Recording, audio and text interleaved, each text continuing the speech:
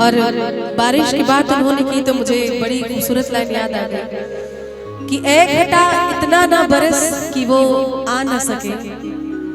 एक घटा इतना ना बरस कि वो आ ना सके, और फिर आ जाए तो इतना बरस कि फिर जा ना सके। पनिया के जहाज से अरे पलटनिया